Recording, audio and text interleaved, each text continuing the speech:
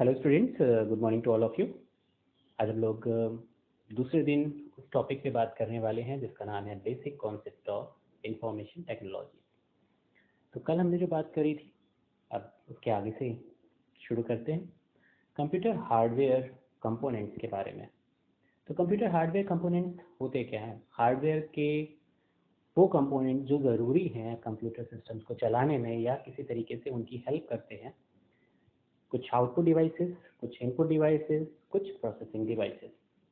पहले system unit जो system को चलाने के लिए डिज़ाइन की गई है, जिसे हम सीपीयू का पार्ट भी कहते हैं। फिर कीबोर्ड जो इनपुट के लिए है। मॉनिटर जिसे हम विजुअल डिस्प्ले यूनिट, विजुअल मतलब दिखाई देने वाला, डिस्प्ले जो चीज़ों को दिखाए, पिक्चर्स को दिखाए। और वो यूनिट जो विजुअल चीज़ों को दिखाने के लिए बनाया गया है उसे हम मॉनिटर, प्रोजेक्टर या और भी चीज़ें कहते हैं, पर मॉनिटर को हम लोग यूज़ करते हैं as a output device.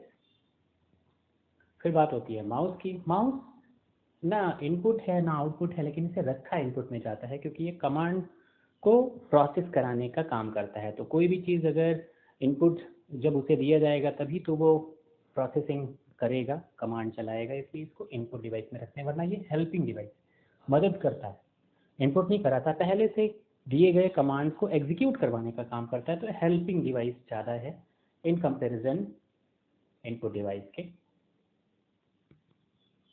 Printer, printer जैसा आप जानते हैं प्रिंट आउट निकालने के काम में आप print out, so output device है। मॉडेम, मॉडेम के बारे में अगर हम बात करें तो ये दो वर्ड से मिलकर बना है जिसे हम मॉड्यूलेशन और डीमॉड्यूलेशन कहते हैं। इसलिए ये एक डिवाइस जो कि नेटवर्किंग में यूज़ किया जाता है, या ये कहें ट्रांसलेशन में यूज़ किया जाता है, कन्वर्जन में यूज़ किया जाता है, एक फॉर्म को दूसरी फॉर्म में बदलने में, एनालॉग को डिजिटल में बदलने में और डिजिटल सिग्नल्स को एनालॉग सिग्नल्स में बदलने में ये मॉडेम यूज़ किया जाता है। मल्टीमीडिया डिवाइस, ऐसे ही पहले आपने पढ़ा हुआ है, देखा हुआ है कि मल्टी बहुत सारे मीडिया मतलब अलग अलग कामों में यूज़ होने वाली चीज़ है। जैसे हम कहते थे प्रिंट मीडिया, तो प्रिंटिंग के लिए जो बुक, न्यूज़पेपर और दूसरी चीज़ें, पोस्टर, जो जहाँ पर आपको प्रिंटिंग फॉर्म मिलती है, that is a print media. फिर ऐसे ही कम्युनिकेशन मीडिया, कम्युनिकेशन मीडिया में आपका फ़ोन कॉल्स और दूसरी चीज़ें जो जिससे आप कम्युनिकेट इस्टेब्लिश करते हो, इंटरनेट। इस तरीके से अलग अलग device, sound media, video media and so on, जो अलग अलग डिवाइस इनको चलाने के लिए यूज़ किए जाते हैं, अलग अलग मीडिया के लिए यूज़ किए जाते हैं, उनका दो या तीन या चार या बहुत सारे मीडिया का कॉम्बिनेशन मिलकर जो बनता है उसे हम कहते हैं मल्टीमीडिया डिवाइसेस। ऐसे डिवाइसेस जो एक से ज़्यादा मीडिया को रन कराने के काम में आते हैं। जी, हार्डवेयर, अब सिस्टम यूनिट के बारे में बात कर रहे हैं जो उसमें दिया गया था। सिस्टम यूनिट कैसे और कितने पार्ट्स होते हैं सिस्टम यूनिट के? इसको हम सेंट्रल कंपोनेंट ऑफ सिस्टम भी कहते हैं, सीपीयू भी। द प्रोसेसर, यहाँ पर सीपीयू होता है, मेमोरी होती है और स्टोरेज के लिए हार्ड डिस्क, सिस्टम यूनिट कहते हैं। सिस्टम यूनिट, कंप्यूटर यूनिट अगर हम बात करें, कंप्यूटर सिस्टम यूनिट, तो उसमें क्या होगा? प्रोसेसर होगा प्रोसेसिंग करने के लिए, मेमोरी होगा उनको स्टोर करने के लिए, कमांड को एग्जीक्यूट कराने के लिए, और स्टोरेज ज़्यादा इंफॉर्मेशन को जब आप ज़रूरत पड़ने पर कलेक्ट करके रखते हैं तो वो स्टोरेज डिवाइसेस के तौर पर। ये सारे के सारे हार्डवेयर पार्ट हैं, चाहे वो स्टोरेज में हार्ड डिस्क हो, removable storage device, pen drive, CD, DVD. RAM and ROM भी मेमोरी डिवाइसेस है लेकिन हार्डवेयर हैं क्योंकि इन्हें छू सकते हैं। फिर प्रोसेसर, सीपीयू, वो भी हार्डवेयर डिवाइसेस है। इनको कॉम्बिनेशन, इन तीनों का कॉम्बिनेशन से हम इंफॉर्मेशन को कलेक्ट करते हैं, स्टोर करते हैं, एग्जीक्यूट कराते हैं, लेकिन ये हार्डवेयर सिस्टम यूनिट के तौर पर यूज़ किया जाता है। प्रोसेसर क्या क्या काम करता है, किस किस तरह के होते हैं, कौन सी कंपनी इन्हें बनाती है, ये यहाँ पर है। टाइप्स ऑफ प्रोसेसर, जिसमें इंटेल पेंटियम सीरीज़ आती है जो सबसे पॉपुलर प्रोसेसर सीरीज़ थी जो घरों के लिए डिज़ाइन की गई, और उसके बाद इनके बहुत सारे वर्जन आए जिसमें इंटेल पेंटियम 1, 2, 3, 4, फिर उसके बाद और भी वर्जन आए इंटेल के i3, i5, i7, और ये अब बढ़ते जा रहे हैं। इंटेल एक कंपनी है जो कि पेंटियम नाम से उसने एक सीरीज निकाली थी। पेंटियम नाम था एक प्रोडक्ट का इंटेल के प्रोसेसर की। फिर ऐसे ही सेलेरॉन है, AMD है, एथलॉन उसकी सीरीज का नाम है। तो पेंटियम सीरीज और सेलेरॉन सीरीज जो है वो इंटेल की है। फिर AMD की जो सीरीज है वो एथलॉन है। Chip at the heart of the computer does the calculation. ये बेसिकली चिप है जो कि कंप्यूटर का हार्ट कहलाती है, या आप कह दें ब्रेन भी कहलाती है। ये काम कराती है, कंप्यूटर को एग्जीक्यूट करवाती है इंस्ट्रक्शन, सारे कमांड को अपने थ्रू वर्क कराती है, कंप्यूटर की कंट्रोलिंग का काम करती है। Speed in very important. Speed computer के लिए बहुत ज़रूरी है। जितनी अच्छी स्पीड होगी कंप्यूटर की, जितनी फास्ट स्पीड होगी, उतना जल्दी वो काम कर पाएगा और उससे टाइम सेविंग होगा और दूसरी चीज़ें भी। मेजर्ड इन मेगाहर्ट्ज और गीगाहर्ट्ज और टेराहर्ट्ज। अब जो स्पीड्स आ रही हैं, आप लोग जो स्पीड देखते हैं अक्सर 2G, 3G, 4G। 2G की स्पीड किलो बिट्स में आती थी, किलो बाइट्स स्पीड थी, कभी कभी किलो बिट्स में भी आती थी, लेकिन फिर स्पीड बढ़ी, फिर मेगा बिट्स में आने लगी, लगभग 1 मेगाबिट के करीब तक आने लगी। तो ये 2G स्पीड ने, फिर 3G स्पीड आई और बढ़ाई गई स्पीड, अब 4G स्पीड चल रही है और आने वाले समय में जल्दी ही आपको 5G स्पीड मिलने लगेगी, जो कि शायद 100 GB 100 MB तक जाएगी, 100 MB प्लस में जाएगी, या हो सकता है GB में चली जाए। इस तरीके से स्पीड को बढ़ाते हुए हम कंप्यूटर में ज़्यादा से ज़्यादा डेटा को कम समय में स्टोर कर पाते हैं, एग्जीक्यूट करा पाते हैं। मेमोरी, कंप्यूटर की मेमोरी जो है वो मैंने बताया कि आपको 2 तरह की होती है, एक प्राइमरी मेमोरी, एक सेकेंडरी मेमोरी। प्राइमरी मेमोरी में भी रैम जो है वो टेम्परेरी तौर पर या वोलेटाइल मेमोरी कहलाती है, क्योंकि इसके अंदर जो डाटा होता है वो थोड़े समय के लिए वर्क करता है, जब तक कि लाइट या फंक्शन कंप्यूटर का रन कर रहा है, और जैसे ही कंप्यूटर को ऑफ किया जाता है मेमोरी चली जाती है। और दूसरी मेमोरी वो जो कंप्यूटर के बंद होने के बाद भी वहाँ पर स्टोर रहे सेकेंडरी डिवाइसेस में, या फिर रोम के मेमोरी भी चिप में, जहाँ पर परमानेंट तौर पर वो स्टोरेज रहती है उनकी इंस्ट्रक्शंस की। ये नीचे उसकी यूनिट लिखी हुई है 1 बाइट। बाइट जो है वो कंप्यूटर की मेमोरी यूनिट है। उसकी मेमोरी को नापने के लिए ये बनाई गई है, जो कि 8 बिट का कॉम्बिनेशन होती है। बिट सबसे छोटी इकाई मेमोरी की, लेकिन वो यूनिट नहीं है। 8 बिट जब मिल जाते हैं तो बाइट बनती है, और बाइट को ही कंप्यूटर की यूनिट के तौर पर यूज़ किया जाता है। एक कैरेक्टर बनाना हो, एक नंबर लिखना हो, या कुछ और चीज़ें हों, तो वो बाइट के कॉम्बिनेशन से बनते हैं, मतलब उसमें बाइट यूज़ की जाती है। रैंडम एक्सेस मेमोरी, जिसे हम रैम कहते हैं, मेमोरी के पहले टाइप में, जिसमें हम प्राइमरी मेमोरी की बात कर रहे थे, वहाँ पर रैम आती है। रैम के बारे में मैंने पहले भी बताया आपको। ये मेमोरी जो होती है वो कंप्यूटर की बूटिंग प्रोसेस के बाद अपना काम करने लगती है। ऑपरेटिंग सिस्टम को लोड कराना, सॉफ्टवेयर को लोड कराना, जो भी एप्लीकेशन आप रन कर रहे हो उनको पहले ये लोड करती है अपने पर, और फिर आगे आपको काम करने की फैसिलिटी प्रोवाइड करती है, मतलब आप उस पर वर्क कर सकते हैं। बिना इसके कंप्यूटर वर्क नहीं करता। मैंने कहा था कि रैम एंड रोम के बिना कंप्यूटर वर्क नहीं करता। दोनों में से एक भी चीज़ खराब हो जाए या दोनों खराब हो जाए, काम नहीं करेगा, कंप्यूटर ऑन ही नहीं हो पाएगा। ऑन हो जाएगा तो बार बार ऑन ऑफ होता रहेगा, और वरना ये ऑन ही नहीं हो सकता।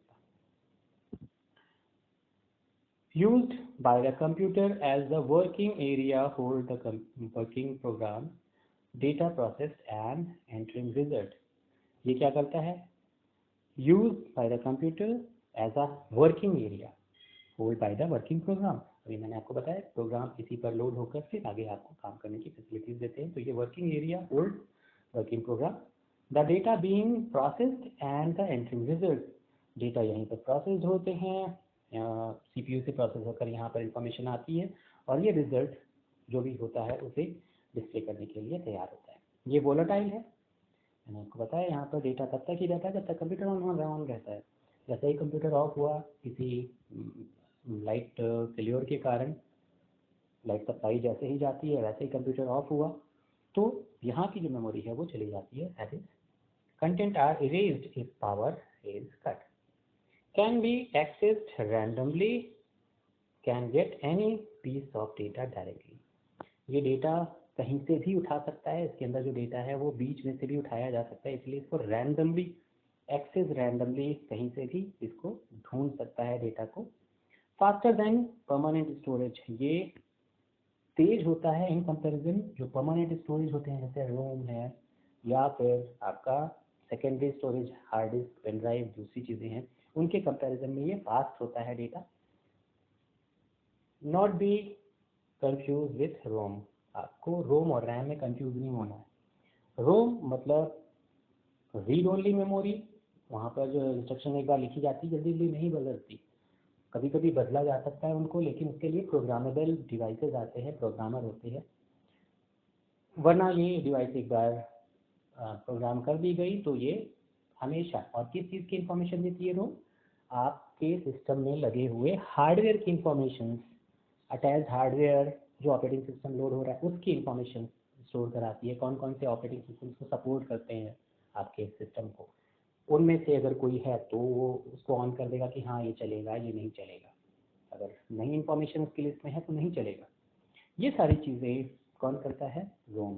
हार्डवेयर की चेकिंग कि कौन कौन से डिवाइस लगे हैं, कीबोर्ड लगा है कि नहीं लगा है, मॉनिटर लगा है कि नहीं लगा है, ये सारी चीज़ें आपको रोम के थ्रू पता चलती हैं। और जैसे ही इन सब की चेकिंग ख़त्म कर लेता है तो वो एक बीप देता है और वही बताता है कि आपका बूटिंग प्रोसेस जो हो गया वो स्टार्ट हो गया है, बूटिंग प्रोसेस शुरू हो गया। अब बात करते हैं स्टोरेज हार्ड डिस्क की। स्टोरेज हार्ड डिस्क क्या होता है? हार्ड डिस्क मैंने कहा सबसे पहले स्टोरेज में आया पंच कार्ड, फिर मैग्नेटिक टेप्स आए, लेकिन उसके बाद मैग्नेटिक ड्रम भी आए थे पहले। जब हार्ड डिस्क आई तो हार्ड डिस्क कम साइज़ की थी पहले, फिर धीरे धीरे जब उसकी ज़रूरत बढ़ने लगी तो उसकी साइज़ बढ़ाई गई, लेकिन हार्ड डिस्क बहुत पॉपुलर हो गई और आज तक यूज़ होती है और आगे भी शायद यूज़ होती रहेगी। शायद उसका फॉर्मेट बदल जाए लेकिन वो हार्ड डिस्क रहेगी। Permanent memory, record, storage all, ज़्यादा से ज़्यादा स्टोर करना है तो आप हार्ड डिस्क बड़ी साइज़ की लीजिए, बड़ी मेमोरी की लीजिए और आप वहाँ पर रिकॉर्ड्स को रख सकते हैं। Program and data information magnetically वहाँ पर स्टोर हो जाता है। लार्ज देन रैम, रैम के कंपैरिजन में बहुत ज़्यादा बड़ी होती है, ये जीबीज में होती है, टीबीज में होती है, तो इसके अंदर बहुत ज़्यादा डेटा को हम कलेक्ट करके रख सकते हैं। स्लोअर, इन्वॉल्व मैकेनिकल मोमेंट, यहाँ पर चूँकि मैकेनिकल मोमेंट होता है, रैंडम मोमेंट नहीं हो रहा हो, रैंडम मोमेंट होने के बाद भी इसमें जो हेड है उसी के थ्रू ये रीडिंग करता है, तो ये स्लोअर होता है इन कंपैरिजन रैम के। Other types of storage, floppy disk जो सबसे पुरानी स्टोरेज के लिए, कम साइज़ की डिस्क आई जो मैग्नेटिक टेप और आपके हार्ड डिस्क के बीच की डिवाइस थी, जिससे जिस समय हम लोग केवल टेक्स्ट बेस्ड डेटा पे वर्क करते थे, मतलब केवल टेक्स्ट एंटर कराते थे, डॉक्यूमेंट को स्टोर करते थे, कैलकुलेशंस को स्टोर करते थे, बस पिक्चर्स स्टोर नहीं करते थे, वीडियो स्टोर नहीं करते थे, ऑडियो स्टोर नहीं करते थे। तो ये जो चीज़ें थी मल्टीमीडिया की बहुत सारी, उन्हें हम यूज़ नहीं करते थे, तब हम फ्लॉपी डिस्क का यूज़ करते थे। सीडी, डीवीडी, रोम ये भी तब आए जब हमने इन चीज़ों को यूज़ करना स्टार्ट किया, जब हमें साइज़ की ज़्यादा ज़रूरत पड़ी और कैरी करके ले जाना, हम लोग एक जगह से दूसरी जगह उन चीज़ों को ले जा सकते थे जो मेमोरी हमने स्टोर करी है, जो प्रोग्राम हमने स्टोर करके रखा है, तो हमें सीडी और डीवीडी की ज़रूरत पड़ी। जिप ड्राइव, इसी तरीके से जो जिप ड्राइव आते हैं, चीज़ों को और कॉम्पैक्ट करके कम जगह में बड़ी फाइल को छोटा करके अपने पास रख लें जिप ड्राइव के थ्रू, और फिर दूसरे के लिए जाकर उसे बड़ा कर दे। तो इस तरीके से हम ज़्यादा इंफॉर्मेशन कलेक्ट करके ले जा पा रहे थे जिप ड्राइव की मदद से। मैग्नेटिक टेप मैंने बताया ही कि मैग्नेटिक टेप पहले स्टार्टिंग में यूज़ किया गया और इसमें देर तक इंफॉर्मेशन रखी जा सकती है। इसमें स्टोर इंफॉर्मेशन बहुत समय तक स्टोर रहती है। एग्जाम्पल के तौर पर अगर आप पिक्चर मूवी देखते हैं हॉल में, तो वो प्रोजेक्टर के थ्रू जो चलाई जा रही होती है ऊपर से, वो वहाँ पर मैग्नेटिक टेप का यूज़ किया जाता है। इनपुट डिवाइसेस पहले ही आप पढ़ चुके हैं, माउस, कीबोर्ड, ये सारे के सारे इनपुट डिवाइसेस के तौर पर यूज़ किए जाते हैं। कीबोर्ड में सारे कीज़ होते हैं, उनकी मदद से आप जो भी चीज़ टाइप करना चाहते हैं कर सकते हैं। Mouse use as a GUI graphical user interface. Mouse का एक कर्सर आपको मॉनिटर स्क्रीन पर दिखाई पड़ता है, और जब कोई भी चीज़ फंक्शन ग्राफिक्स की फॉर्म में होने लगी तो उसे हम ग्राफिकल यूजर इंटरफेस के तौर पर यूज़ करते हैं। ये डिवाइस पॉइंट एंड क्लिक के कॉन्सेप्ट वर्क करता है और हेल्पिंग डिवाइस ज़्यादा कहलाता है, एज ए इनपुट डिवाइस में आता है। Other types of input devices में ट्रैक बॉल आता है। ट्रैक बॉल एक बॉल, छोटी सी बॉल टाइप की जैसे होती है, और उसकी मदद से हम जो आपका कर्सर होता है, जैसे माउस का कर्सर होता है, ऐसे ही पहले ट्रैक बॉल के थ्रू हम लोग यूज़ करते थे मॉनिटर पर ट्रैकिंग के लिए। तो ट्रैक बॉल की मदद से हम लोग कर्सर मूव कराते थे। माउस नहीं था, पेन ड्राइव जो हमारे लैपटॉप से स्टार्टिंग में आए, वहाँ पर ट्रैक बॉल का यूज़ किया गया। लाइट पेन का यूज़ सिग्नेचर वेरिफिकेशन में ज़्यादातर किया जाता है, और जब आप पिक्चर वेरिफिकेशन कहते हैं तो भी अब करते हैं। यहाँ पे अगर हम कुछ चीज़ समझा रहे हैं, that is also kind of pen. Light pen के ऑप्शंस के तौर पे आप समझ सकते हैं कि ये एक फैसिलिटी है जिसकी मदद से हम कुछ डिमॉन्स्ट्रेट कर पा रहे हैं, कुछ समझा पा रहे हैं, किसी चीज़ को पॉइंट आउट कर पा रहे हैं। Light pen. Touch screen devices के बारे में, आप स्मार्टफोन में वर्क करते हैं तो टच करके जब हम कोई भी ATM में जब आप विड्रॉ करते हैं मनी, तो आप टच करके करते हैं।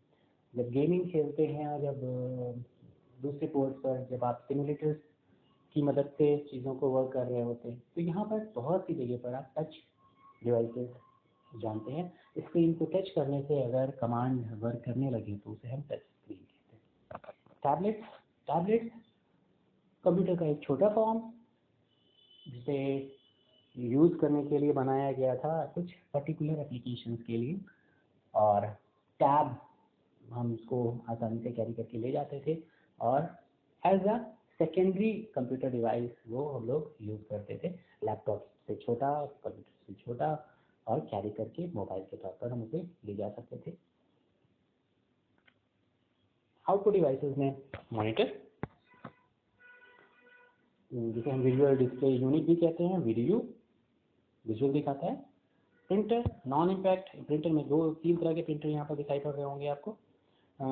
एक में इम्पैक्ट, नॉन इम्पैक्ट टाइप का प्रिंटर, लेज़र प्रिंटर जिसे हम कहते हैं, इंकजेट प्रिंटर कहते हैं। ये दो प्रिंटर नॉन इम्पैक्ट टाइप के हैं। और तीसरा जो प्रिंटर है जिसे हम इम्पैक्ट टाइप का प्रिंटर कहते हैं, वो है डॉट मैट्रिक्स। क्या अंतर है नॉन इम्पैक्ट और इम्पैक्ट में? इम्पैक्ट में पेपर पर जो प्रिंटिंग हो रही होती है उसमें हेड का डायरेक्ट कांटेक्ट होता है। जैसे मोहर लगाना, किसी भी चीज़ पर पेपर पर आपने स्टैंप लगा दिया, तो स्टैंप डायरेक्टली जब पेपर से हिट करता है तो ही जाके वहाँ पे प्रिंटिंग होती है। इसे हम इम्पैक्ट प्रिंटिंग करते हैं।